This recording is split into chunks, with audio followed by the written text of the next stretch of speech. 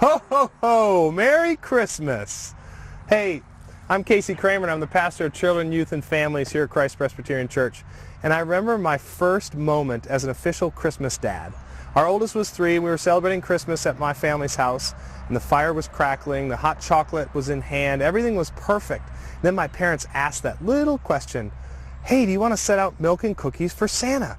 And my wife and I looked at each other and said, "Oh no, what do we do?" Because we had both grown up with Santa, but we weren't sure we wanted to grow our children up with Santa as well. And we didn't know what to do. And so at that moment I realized that we were letting the traditions of our family and culture determine how we parent. And so the question that we all ask is, how do we do Santa Claus during Christmas? Now, we've all heard of the horror stories on both sides where we've had friends who were scarred because their parents didn't celebrate with Santa and their imaginations were forever underdeveloped.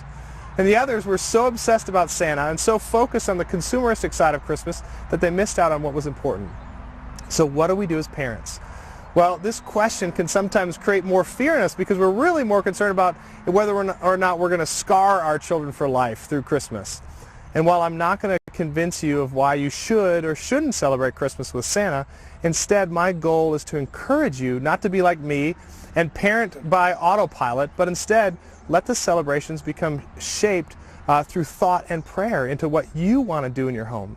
And so the 2 questions I want to ask you are this. How does your use of Santa help the focus be on Christ during Christmas this season? You and your kids, are they spending more time on Amazon than Advent? And is it helping you encourage hope and generosity in the lives of your children? And having Christ take center stage over all things. And the second question is, what traditions do you want to pass down to your children's children? Because chances are you're going to be those grandparents someday wanting to repeat the traditions to those kids as well. There's so many options, whether it's Advent wreath or a Joshua tree or a devotional that you do with your children. My encouragement to you is to take time now to plan what you want to do. Instill into your children the majesty of God and the miracle of Christ and his birth during the season.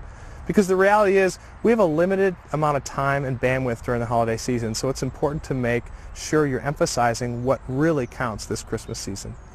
So with that, I'll just say one more thing. Merry Christmas. Hope you have a great season.